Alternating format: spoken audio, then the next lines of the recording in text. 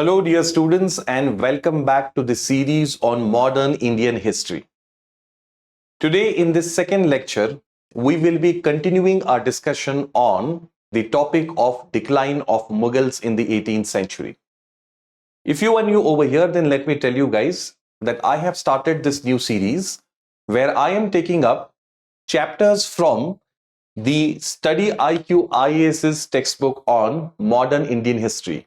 Yes, eponymous with our series Modern Indian History, and we are discussing them threadbare so that you can build a robust foundation for this particular component in your examination. Why are we using this particular textbook? In our last lecture, at length, I have told you the multiple reasons why this particular book is the one-stop solution for preparing modern India, not just for civil services examination, but also any other exam where modern India is a significant component as such. And therefore, I will strongly once again recommend that you order this book for yourself so that you can not only shape your preparation very well, but also make the most of this particular series. Without further ado, let us start our discussion for today. In our last session, we had discussed certain important terms from medieval India. We had discussed the idea of Mansabdari system and also Jagirdari system. Today, we will see the third important concept in this context, which is Zamindars or Zamindari system. What was meant by zamindars during medieval times, especially during Mughal times? In my last lecture, I have told you that this suffix dar refers to the holder of, or wala.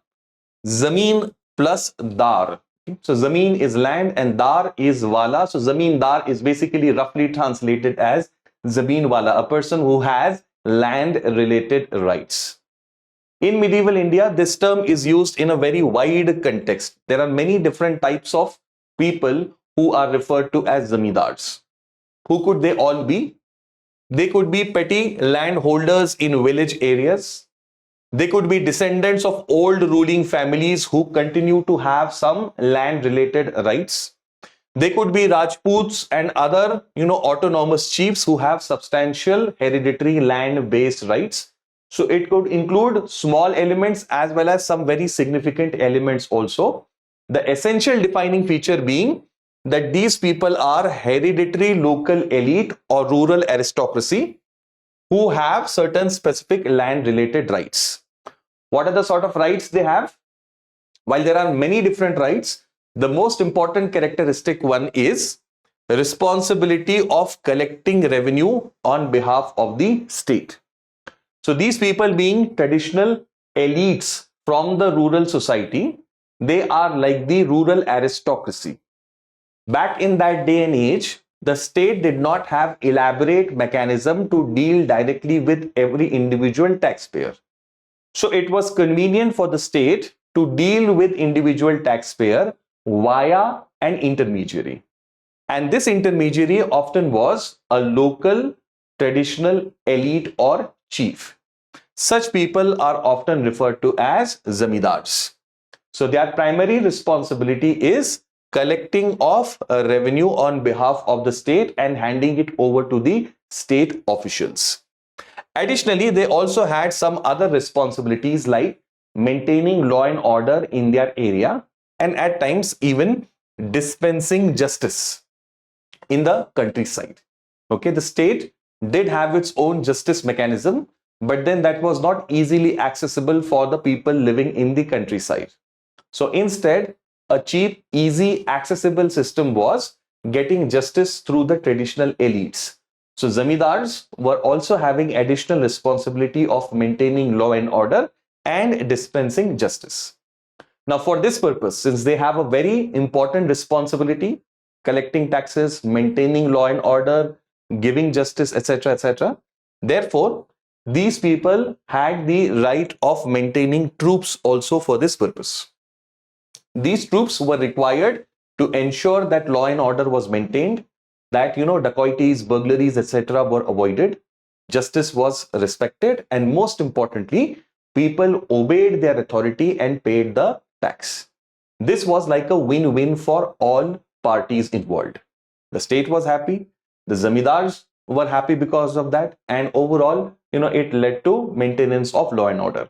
Now, of course, in practicality, it must have surely led to a lot of exploitation of the common folks. But from the state perspective, from the medieval state perspective, these were, very useful elements as such. So this is basically the zamindar for you. Jagirdar, on the other hand, is a mansabdar who has been given Jagir in place of cash payment. So he is a central appointee. He is not hereditary. He is transferable. Whereas zamindar, he is hereditary, he is local, he is not transferable. He has these special rights in a particular area. This is the difference between a Jagirdar and a zamindar. Okay. Yes, very often these zamindars did enter the state service and become mansabdars also. That was always possible. But conceptually speaking, zamindars and mansabdars, Jagirdars are a different entity per se. Okay. Now let us see one question that UPSC had asked in one of the previous years. This question is based on these very concepts that we have discussed. Let's see the question. With reference to Mughal India, what the difference or differences between Jagirdar and zamindar? The exact same concept that we were discussing. Number one, Jagirdars were holders of land assignments in lieu of judicial and police duties. So it is restricting the role of Jagirdar to judicial and police duties. Now we know that for the judicial duties, there were other, recruitment systems. So that is one problem over here. Whereas zamindars were holders of revenue rights without obligation to perform any duty other than revenue collection. So there's a strong negative over here, without obligation to perform any duty other than revenue collection. We clearly know that the zamindars did have additional responsibility also. They maintained law and order, they dispensed justice, they also assisted the state troops. Many things were being done by the zamindar. So clearly statement number one is wrong. Line assignments to Jagirdars were hereditary. This is clearly wrong. We know that Jagirdari system was not hereditary. The Jagirdar, yes, generally speaking, it did continue after approval, but then ab initio, it is not hereditary as such. The revenue rights of zamindars were not hereditary. Okay. Again, here it is exactly the opposite. Zamindars were hereditary, traditional, local elites or chiefs in the countryside. So both the statements are wrong. Consequently, the answer is answer option D. This was a question that was asked in one of the previous years. In these discussions in this series, I'm going to take up a lot of these previous years questions and also other MCQs and questions related to mains, so that simultaneously you can check how your understanding of the subject is improving. Okay. Before I go ahead and take one more MCQ, let me very briefly give an announcement to you once again. We are starting with our new Prelims to Interview or P2I batch for the month of September. This new morning batch is starting from the 11th of September and shall be available in 3 different mediums: English, Hindi, and English medium. This batch is a one-stop solution for anybody who's targeting civil services examination for the year 2024. If you are new over here, then let me tell you that this batch includes a lot of features that will handhold you through your entire preparation right up to your selection. In the first phase, this batch will go through a foundation stage for prelims and mains. Subsequently, in January, gears will be shifted and you will enter into prelims preparation. Now, guys, prelims is the diciest of all stages. And more so after the last prelims, UPSC has broken all set molds or patterns. Therefore, prelims preparation has become extremely crucial. This batch will ensure that you not only cover the syllabus with very precise content and study material, but you also have ample MCQ solving practice before the exam so that you can crack the prelims. If you're able to crack the prelims in this very attempt, then a mains residential program, an all expenses paid mains residential program awaits you, where amidst your peers who are appearing for mains, your preparation will be guided so that you can score maximum in the main stage of this exam. Those candidates qualifying for interview will also be groomed and trained specifically by senior retired officials, public servants, bureaucrats, retired, people in different different walks of life, so that you can face the interview panel with great confidence. So all in all, this is a golden opportunity for you. And to make the most of this opportunity, you may use my code JDLive so that you get a special discount on the fees for this batch.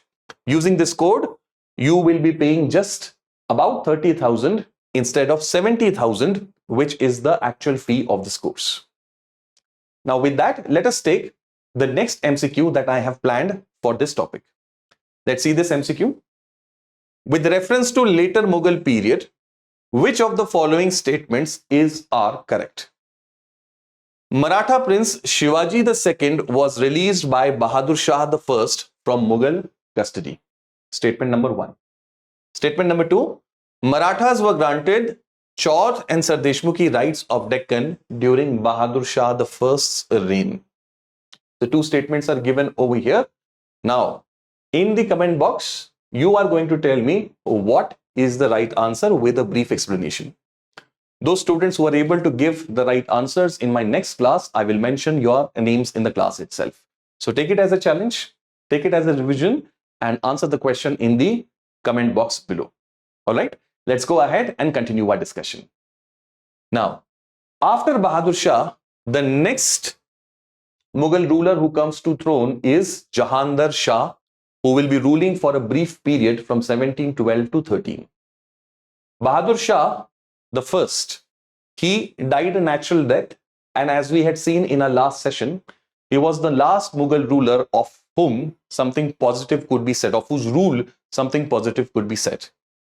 After Bahadur Shah, there is a downward spiral. All the rulers who will come subsequent to him will be puppets in the hands of different nobles, starting with Jahandar Shah. Immediately after the death of the ruler Bahadur Shah, 4 princes, once again, as was the established tradition amongst the Mughals, they fought a war of succession in which Jahandar Shah's side emerges victorious. But hold, this is not as if Jahandar Shah is taking the initiative by himself. He was completely a weak and pleasure-loving kind of a ruler. He was brought to the throne not on the dint of his own arms, but rather by the support of a prominent noble by the name Zulfikar Khan. Zulfikar Khan was the leader of the Irani party, or Irani, you can say, group of the Mughal nobles. The Mughal nobles were divided into different racial or ethnic groups. We shall see that in our discussion shortly. One major group amongst them was the Irani group of nobles, and Zulfikar Khan was an Irani noble leader of that camp, and he ensured that Jahandar Shah emerged victorious.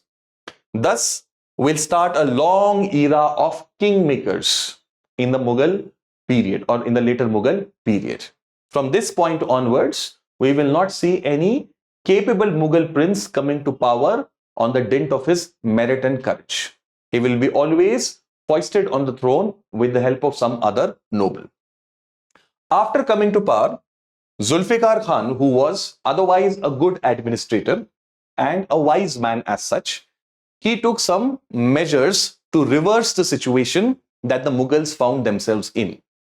To his credit, yes, he was a kingmaker, he installed a puppet, we cannot deny that, but he did try to actually revive the Mughal rule back, to bring back energy, gusto into that rule. What are the steps that he took?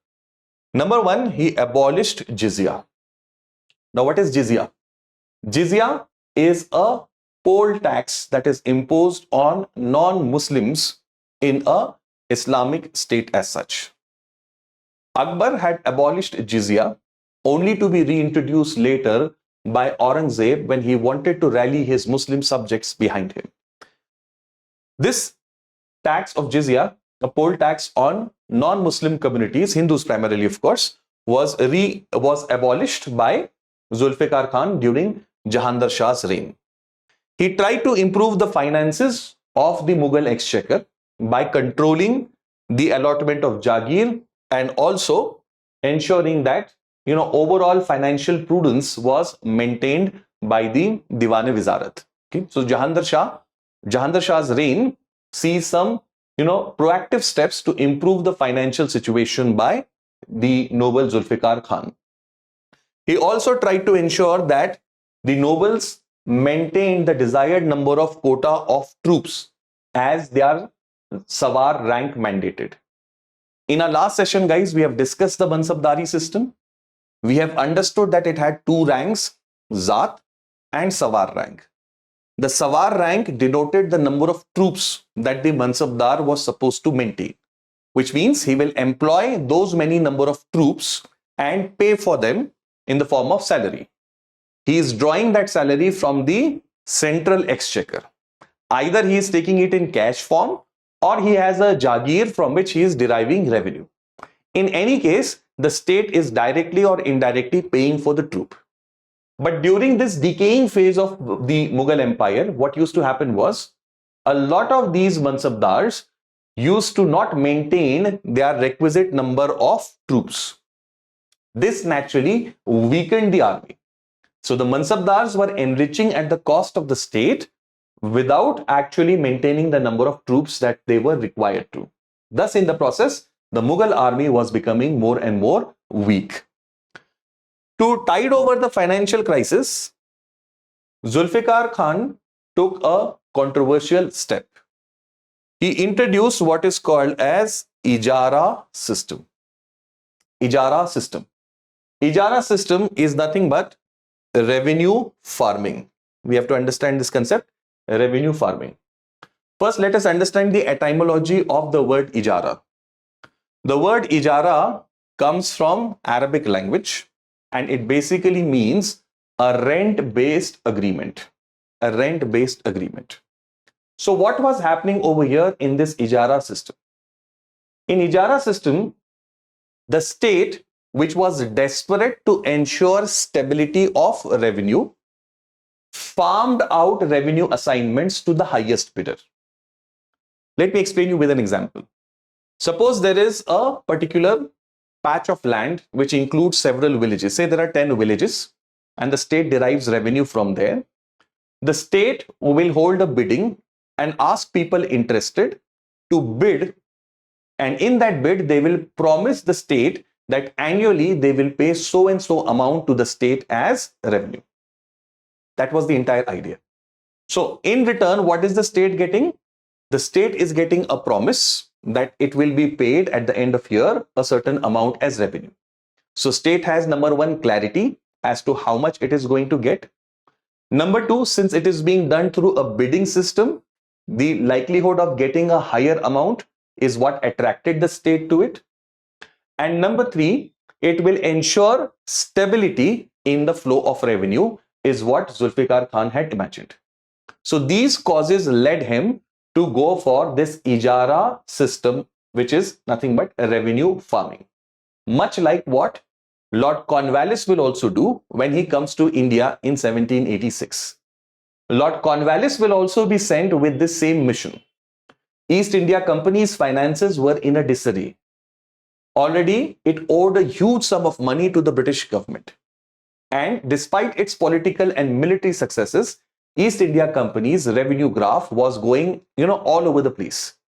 Therefore, East India Company wanted stability of revenue first.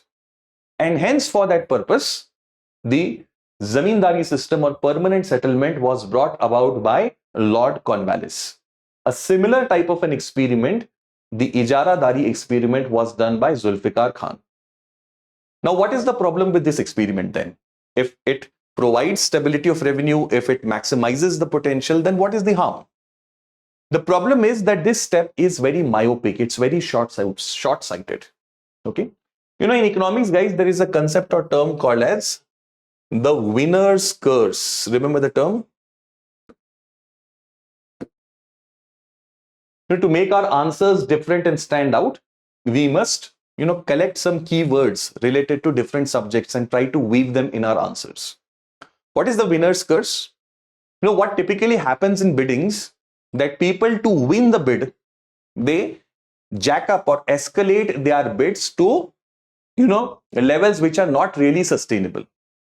So people who participated in this Ijara system, they bid very high amounts, which was not possible to recover from the peasants over there. Now, whoever wins the bid for revenue in the Ijaradari system, that person will have to go to those villages and collect revenue from the farmers over there, from the peasants over there. Now, if that fellow has bid a unrealistically high amount just to get the bid in his favor, then naturally he will rack rent the people over there. Furthermore, in this system, the winner of the bid is not sure as to whether he will get a long-term opportunity in that same place or no. So he is not interested in any long-term development in that particular area. He only wants to make the maximum amount of money in the given time. Therefore, the pressure of this entire system fell on whom? It fell on the rayots. Okay. The word rayot will come very often during modern India discussion. It's the anglicized version of the Persian word rayat. Okay.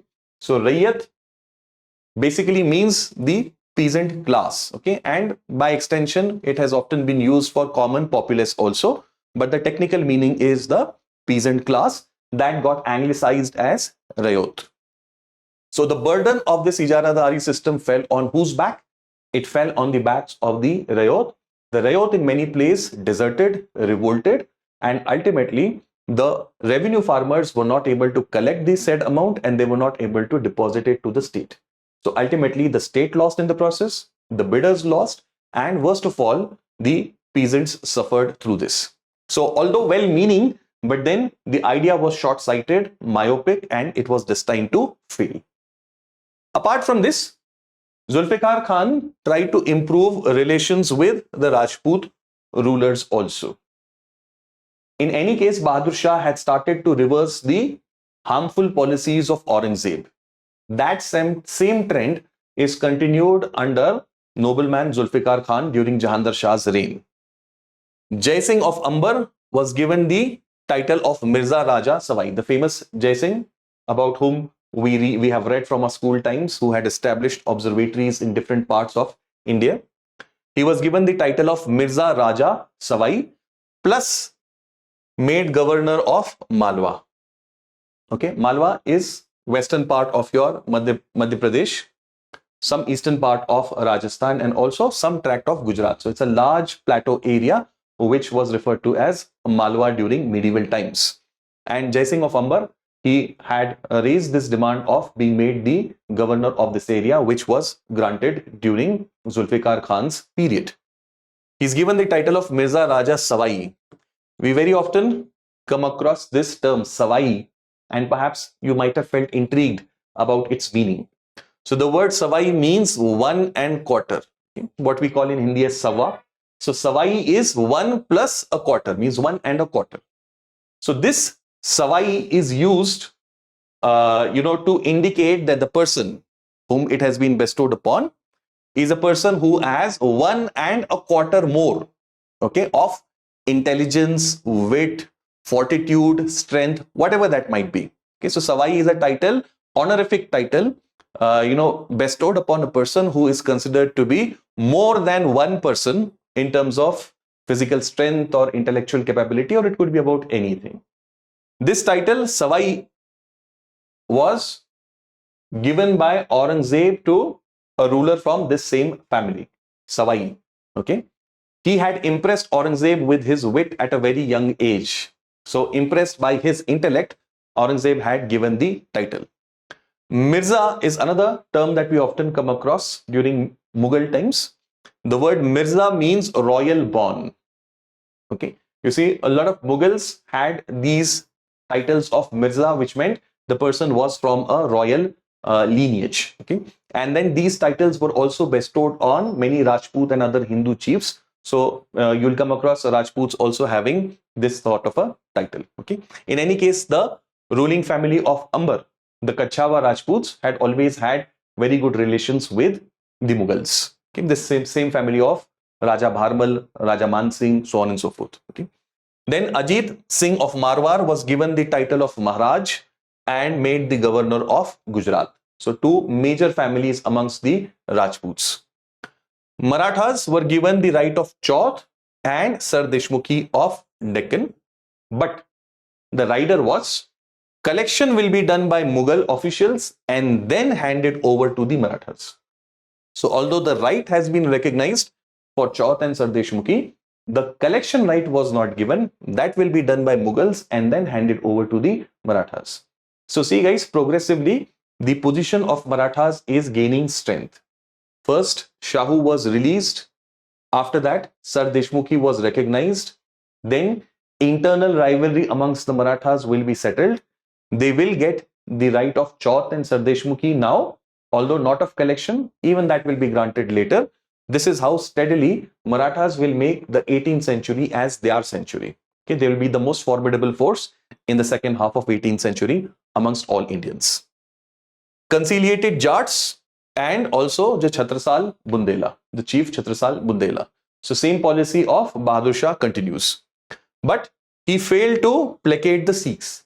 The aggressive policy towards the Sikhs continued during Jahandar Shah's period also. Jahandar Shah was finally overthrown by another Mughal prince by the name Farrukh Siyar with the help of two brothers by the name Sayyid brothers. They were named as Abdullah Khan and Hussain Ali. These two brothers were noblemen from amongst the Mughals and they put on throne Farrukh Siyar in place of Jahandar Shah. So one more change of rule is effected during this period. Now, before we go ahead, we must know about the major parties in the Mughal nobility. The Mughal nobility consisted of many different ethnic groups. And these different ethnic groups always competed amongst one another. The most dominant or powerful amongst the ethnic groups was that of the Turranis. These Turranis were Central Asians. Okay? So Mughals basically they also came from Central Asia. Babur came from Samarkand, and throughout the Mughal period, the Mughals always longed to go back, to include their homelands in the Mughal empire. Aurangzeb as a prince had even tried some campaigns back there, but it was not of great success. Anyway, so that is the most powerful group amongst the Mughal nobles, that of Turanis, who are Central Asians. Then the second group was of Iranis. Iran and Turan, Iran area, Iran being like India, a very old civilization. It always had a rivalry or conflict with the Central Asian regions, Central Asian steppe regions. It had a lot of, warring tribes. So settled civilization of Iranians versus the, warrior tribes of Central Asia. That conflict of Iran versus Turan went back several centuries. But then over the centuries, they also acculturated, they also intermixed, and amongst the Mughals, they formed a very formidable bloc. Okay. Within them, there is rivalry, but when it comes to others, they will be together. Then another group was the Afghans. The Afghans were also recruited in big numbers by the Mughals, but always they had a blow hot, blow cold relationship with the Afghans because a lot of disturbance was always there on the northwest frontier. But nevertheless, they were a significant group. Okay. Then came the Indian Muslims. Okay. The Sayyids and Sheikhs of India, they also formed a significant bloc amongst the Mughal nobles, although they were not as powerful as the others. Then came the Rajputs. Rajputs being inducted in big numbers from Akbar's times, they also formed a sizable, you can say, bloc amongst the Mughal nobles. So these were all the groups. We had noted that Zulfikar Khan was from amongst the Irani nobles, whereas the Sayyid brothers, they belong to this particular faction of Indian Muslims. So now this faction, which was relatively weak as compared to others, traditionally power, center of gravity of power was on this side. Now Indian Muslims, Sayyid brothers, they had managed to install a puppet on the throne. Okay. Before I go ahead, guys, this is the QR code that you can scan to reach my Telegram channel and download these PDF notes and also get links of my lectures so that you can remain updated and connected with me. You can pause and use this to join my Telegram channel. Let's go ahead and see the period of Farrukh Siyar now. Farrukh Siyar will rule from 1713 to 1719. Largely, he was, like his predecessor Jahandar Shah, a puppet king completely controlled by the two brothers, Sayyid brothers. What are their names? The elder being Abdullah Khan and the younger being Hussain Ali. Abdullah became Wazir and Hussain Ali the Mir Bakshi in the Mughal administration. These were the number 1 and number 2 most important positions, and these two were taken over by the Sayyid brothers. Wazir being the head of the administrative system and Mir Bakshi being the head of the military system. These two very crucial posts were kept under their own control. Zulfikar Khan, the earlier kingmaker, was killed by Sayyid brothers, but after killing him, they continued to practice the same sort of policy when it came to religious toleration. They tried to have good relations with different regional powers, including Marathas also. Jizya, which had been reintroduced earlier, was once again abolished under the influence of Sayyid brothers. Turani and Irani nobles, led by Mir Jumla, he is a very old noble from Aurangzeb's times. These Irani and Turani nobles, I told you they have their own rivalry, but then when these outsiders, rank outsiders, Indian Muslims, they have managed this coup, they together become jealous and hatch a plot under the leadership of Mir Jumla. Okay. Emperor also came under the influence of Mir Jumla, and he gave him all the power to ensure that the Sayyid brothers are, once and for all done away with. Under the influence of these Irani and Turani nobles, jizya had been reimposed also. Okay. So this is a period where the Sayyid brothers were challenged by the old or more powerful faction amongst the Mughal nobility, that is Turani and Irani nobles. Sayyid brothers soon realized this conspiracy. They understood that now all other more powerful racial groups amongst the nobles have ganged up against them, but they were not to be outdone so easily. They won over some of the important nobles by promising offices and giving them some bribes, etc. Succeeded in garnering the support of Marathas. Marathas, who were now being very effectively led by the new Peshwa, okay, the first Peshwa.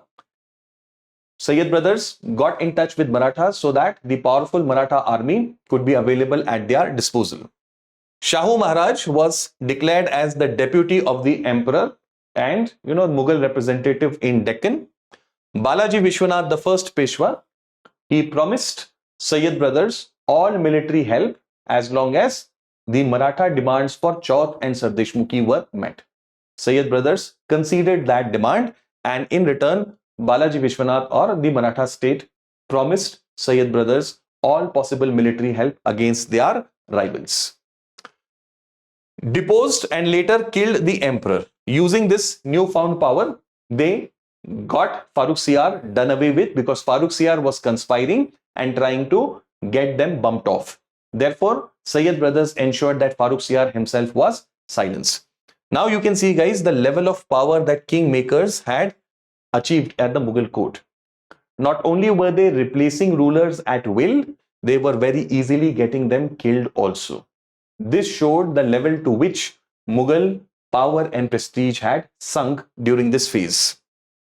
In quick succession, they raised two young princes to the throne, but both the princes passed away very quickly. Rafi-ud-Darajat and Rafi-ud-Dawla. Very often you will also come across this term Dawla while discussing medieval names and terms and titles. The word Dawla means the state. Okay, so remember that Dawla means the state. Etemad-ud-Dawla. Here's a very famous tomb that whose picture you see in the NCRT. So The meaning of that is Dawla means a state. E'timadud Dawla means a person who has the confidence of the state. So these titles were, honorific titles were crafted in this manner. Sayyid brothers took pride in being Hindustani Muslims.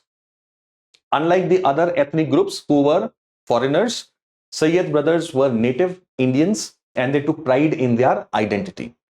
They tried to reduce the influence of the foreign element in the Mughal bureaucracy, Mughal nobility. The Turani and Irani nobles, who traditionally had been very powerful, their power was undermined by the Sayyid brothers.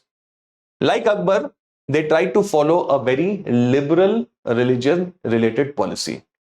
Many Hindus were inducted into the administration by Sayyid brothers, which is a mark of their tolerance and plurality as a value as such.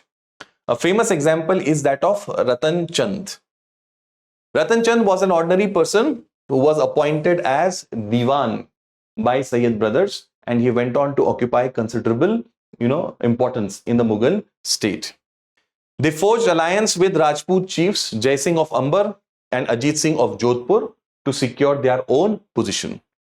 Jizya was once again abolished by them, which was reintroduced by the Turani nobles, that was once again abolished by Sayyid brothers. So these were some key measures that the Sayyid brothers took.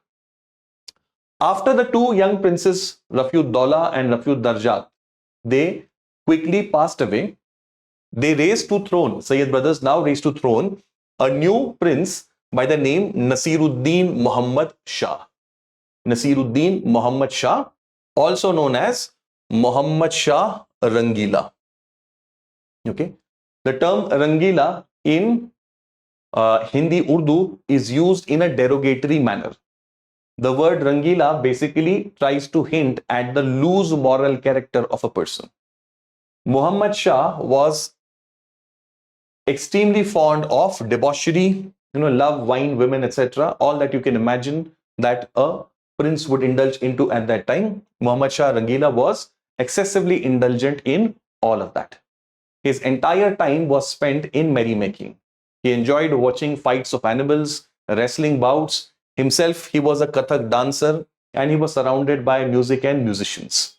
While of course art and culture are important and Mughal princes did have taste for finer things in life, but then as a ruler there has to be a sense of balance and proportion. Muhammad Shah Rangila had his life all tossed around. He was completely unfit to be a ruler.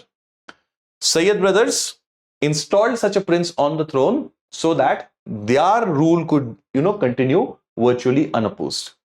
The more weak the Mughal prince was, the easier it was for the nobles to control them. So instead of survival of the fittest, now the norm had become survival of the weakest. In that sense, sometimes I think that Muhammad Shah Rangila was a smart guy. He knew if he acted over smart, his head would not be on his shoulder for a very long time. And therefore, he rather tried to have, tried to enjoy his life the most. Perhaps that would have been his rationale. Anyways, coming back here, emperor and nobility had become completely irrelevant and all the power was concentrated in the hands of the Sayyid brothers only. Now, this led to a lot of jealousy amongst other factions of Mughal nobility. This jealousy led to a counter-revolution in 1720. Sayyid brothers coming to power is a sort of a revolution, and counter to that in 1720, they will be deposed from power. Now, how did this happen? Chin Kilich Khan. Remember the name? Chin Kilich Khan. In some textbooks, you will come across the spelling with a Q also. Same chap. Chin Kilich Khan, who later will be given the title of Nizam-ul-Mulk. He will be the founder. He will become the founder of the Hyderabad state in Deccan. Chin Kilich Khan and Muhammad Amin Khan, they conspired to get Sayyid brothers killed. By cobbling together an alliance of nobles against Sayyid brothers, they first managed to get the younger brother Hussain Ali killed. Abdullah Khan tried to raise a big army and exact revenge for the killing of his brother, but he was also overpowered, defeated, captured, and ultimately killed. And with this came to end the saga of these two brothers, Sayyid brothers as they are called in history. As a reward for what he had achieved, Chin Kilish Khan was made the Wazir of the Mughal state. Ruler was Muhammad Shah Rangila and the Wazir was Chin Kilish Khan. Now, Chin Kilish Khan was a strict disciplinarian. He was an efficient administrator and a fairly good warrior also. And Muhammad Shah Rangila was exactly the antithesis of that. Muhammad Shah Rangila made all possible machinations to not let Chin Kilish Khan revive the Mughal state. Chin Kilish Khan became extremely frustrated because of all of this, and finally in 1724 he resigned from such an important position, that of Wazir of the Mughal state, because of the intrusions, because of the machinations that were being done by Muhammad Shah Rangila. So you can imagine the kind of person this Mughal ruler must have been. Now his entire empire is drowning. Everything is going haywire.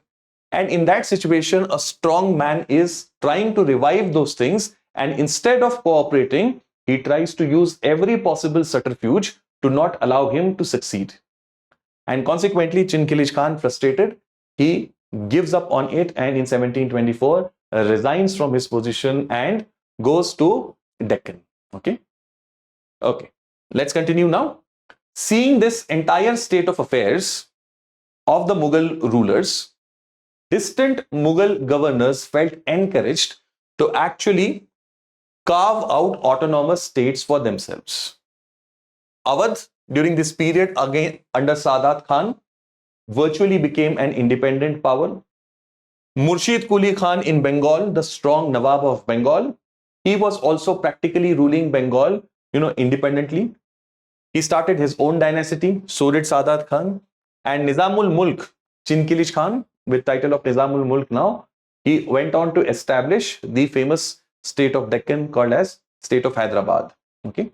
By the way, there is one more title of Chin Kilish Khan, Asaf Jah. Asaf Jah. So name of the fellow is Chin Kilish Khan, and he has two titles, Nizam ul Mulk and also Asaf Jah. Now, based on this title of Asaf Jah, the state of Hyderabad was very often also called as Asaf Jahi state or Asaf Jahi dynasty. Okay, that comes from the title given to Chin Kilish Khan. Okay, coming back over here. See, when somebody becomes weak, guys, whom does it become apparent to first?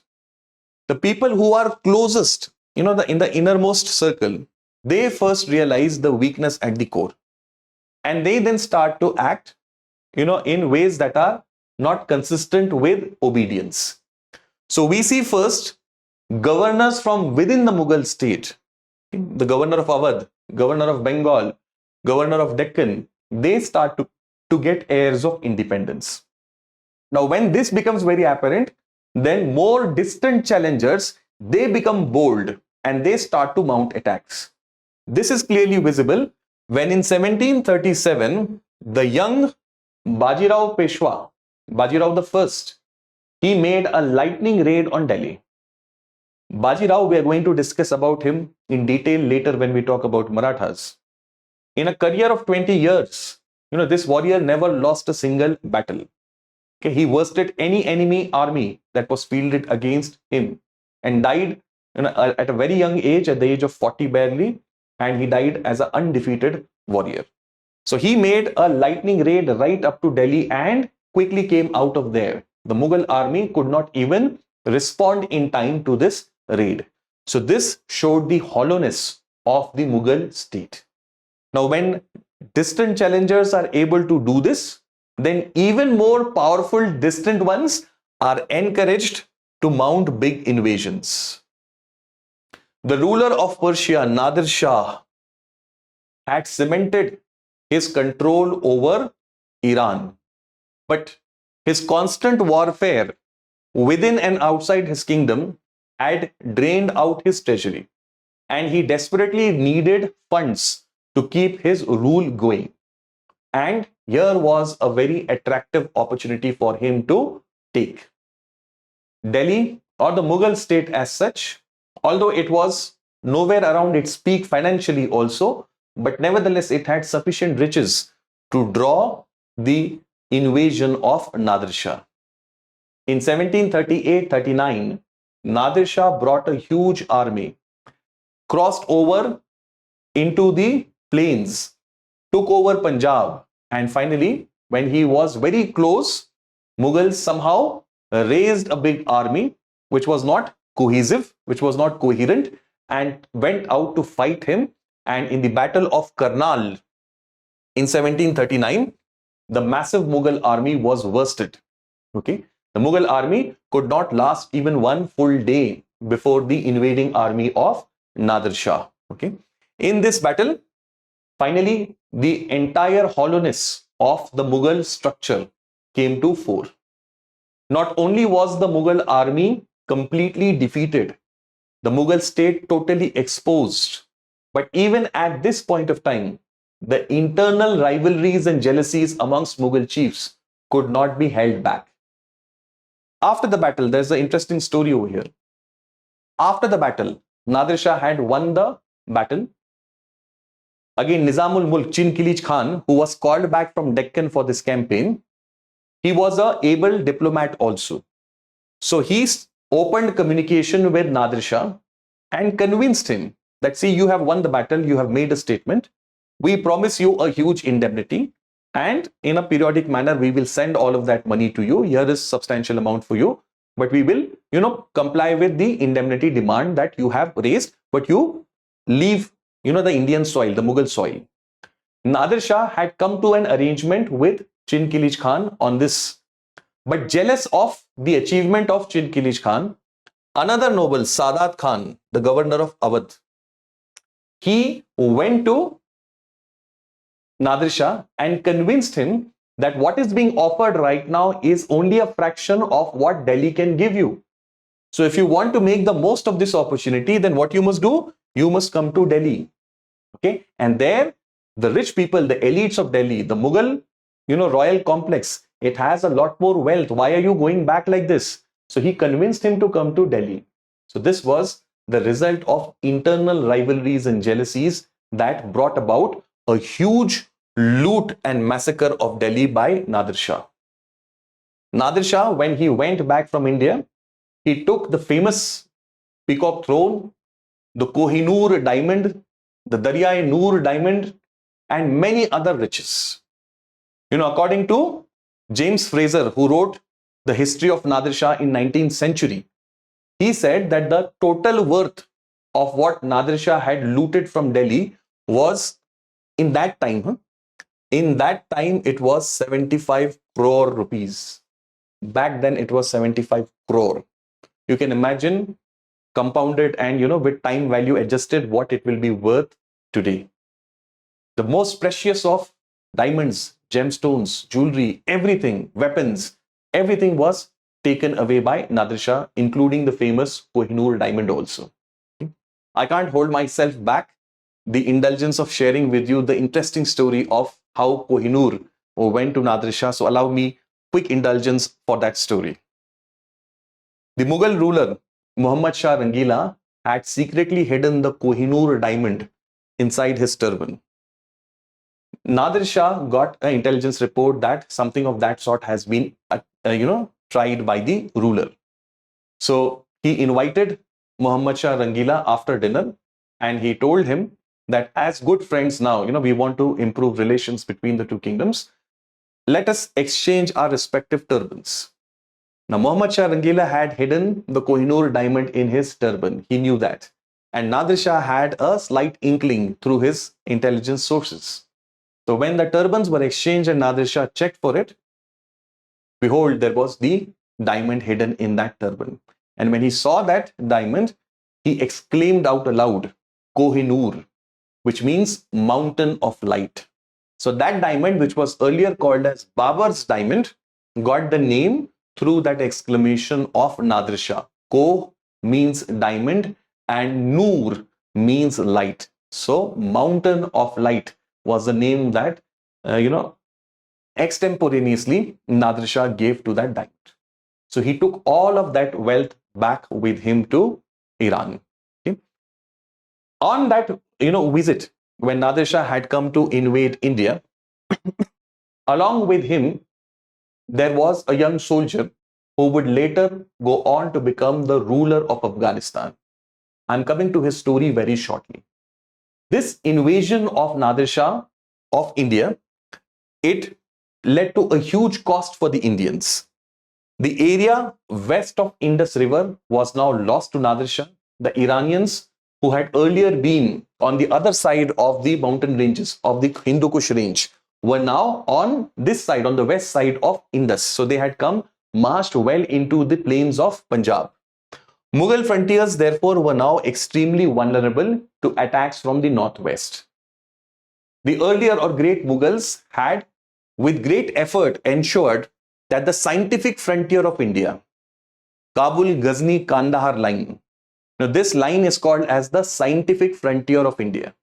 If back in those days, ancient and medieval times, if you had to defend India from northwestern invasions, then you had to hold the Kabul, Ghazni, Kandahar line. Akbar had consciously taken the efforts of going beyond the Khyber Pass and holding on to this Kabul, Ghazni, Kandahar line. Now, not only was that defensive line lost, but Iranian Empire had entered into very much the plains on the other side of Indus. This made India once again vulnerable to foreign invasions, as we will see subsequently. The Mughal Empire now was completely, if I may use the word, naked in terms of its internal weakness. And this was then exploited by another invader in the form of Ahmad Shah Abdali. Ahmad Shah Abdali was a young soldier under Nadir Shah. Ahmad Shah Abdali was coming from this tribe of Afghans called as Abdali tribe. These Abdalis, who resided in Herat area, had very often fought against the Iranian rulers. Nadir Shah had brutally suppressed them, but seeing their worth as natural soldiers, he had also followed the policy of inducting these Abdalis into his army. And Ahmad Shah was the was the son of the Abdali chief. Okay? As a young boy, it is said, historians say, that he was of very handsome features, and Nadir Shah was very impressed by him. He employed Ahmad Shah Abdali in his personal, security detail, as we call it today, amongst his personal security guards. And then, impressed by his valor, by his, acumen, he went on to give a lot of important responsibilities to Ahmad Shah. There's an interesting story related to Ahmad Shah also, guys, here, which I'll briefly share with you. It is said that when Nadir Shah had come to India and he was there with the Indian ruler, Indian nobles, along with his, chiefs. At that time, Chin Kilich Khan, you remember that fellow, the founder of the Hyderabad state? He happened to see Ahmad Shah Abdali. And this person is supposed to have had a, a knack of understanding people's personalities through their physical features. Chin Kilich Khan told Nadir Shah that this boy is of regal stuff. He will go on to become a king. Nadir Shah already knew the capabilities of this young lad. He called Ahmad Shah Abdali closer to him, removed his dagger, and this is a legend. We can't be sure whether it is true or no, but it has been reported. He removed his dagger and cut off a small part of Ahmad Shah Abdali's ear, of this ear lobe. And he told him that I'm doing this so that you will remember me when you become a king someday. As fate would have it, Ahmad Shah Abdali went on to become the founder of modern Afghanistan. He is the only ruler in the history of that country to have actually, ruled over all of those warring tribes. These warring tribes never ever, accepted any rule as such. It was always a lawless land. Ahmad Shah Abdali was able to forge a nation out of those warring times, or out of those warring tribes. And after forging them together, he went on to invade India several times, starting in 1748. As many as 8 times Ahmad Shah Abdali invaded India, and whenever he invaded India, it was always accompanied with a lot of loot, with a lot of plunder, with a lot of, abduction of women, children. Later, they were being sold off as slaves. So very often, this was the fate that Indians in northwestern part of the country, especially Punjab, they met at the hands of Ahmad Shah Abdali. And that is why the Sikhs had very, antagonistic relations with Abdalis and other Afghans. The first Carnatic War was also fought during this same period. I am consciously not going into the first Carnatic War because this will be covered at length when we talk about the Anglo-French wars. So all that we have to notice, during the time of Nasiruddin Muhammad Shah itself, the first Carnatic War is going to be fought in Deccan.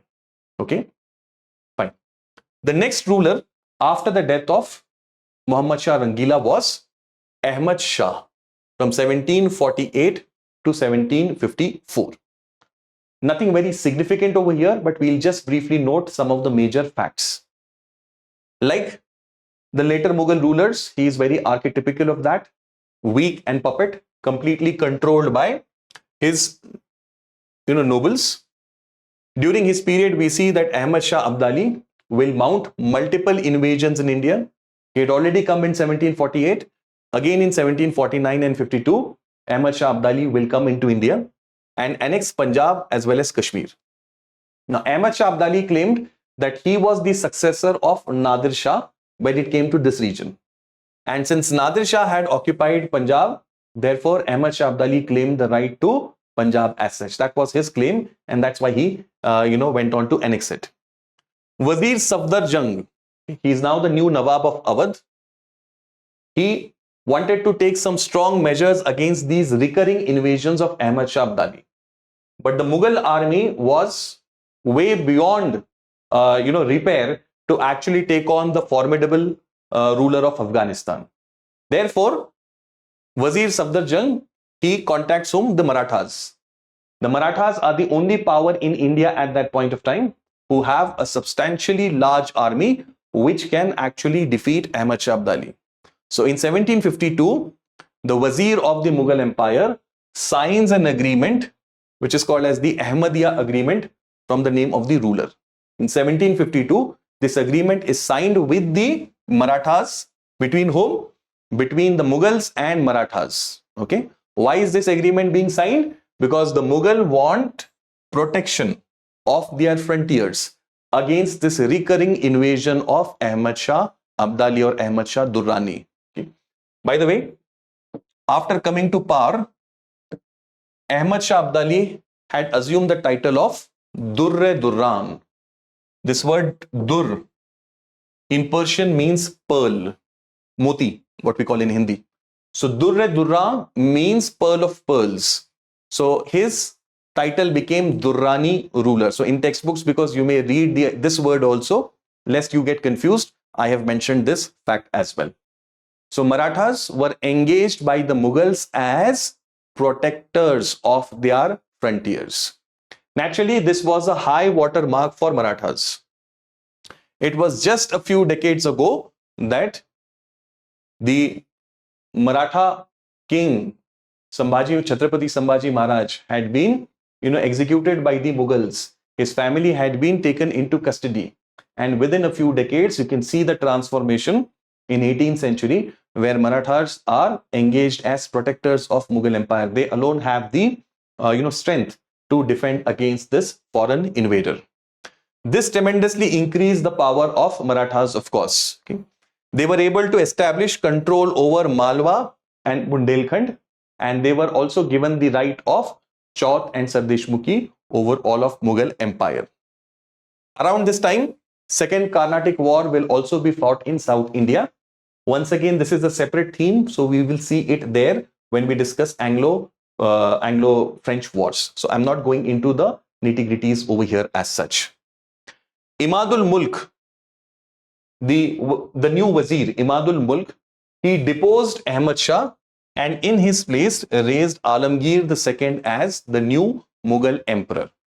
Once again, the new Wazir, he changes the ruler at will. He brings about a new ruler, Alamgir II as emperor. Aurangzeb's title was Alamgir. We have discussed that in our last session. The same title is taken by the new emperor, and therefore he's called as Alamgir the Second. Okay, Imadul Mulk. Remember the name. He's an important character in this phase. Alamgir the Second, once again, weak and puppet ruler. All power in the hands of the Wazir Imadul Mulk. Ahmad Shah Abdali continues his invasions. 1757 and 1759, he once again entered into the Mughal domains and led to a lot of havoc. Imadul Mulk once again killed this puppet Mughal ruler Alamgir II, and he will try to install another ruler. That story we will try to cover in a subsequent lecture. We have started this series, guys, and these videos will be coming every day at 5 p.m. in the evening. Typically, it will be a 1 hour lecture. I want you all to engage with these classes, download the notes from my Telegram channel, and if you have any doubts, queries, and suggestions, please feel free to share in the comment box below. If you watched this video to this point, I'm sure you found a lot of worth and value in it. Then don't forget to smash that like button and share this video with your friends. Thank you very much. I'll see you in my next episode.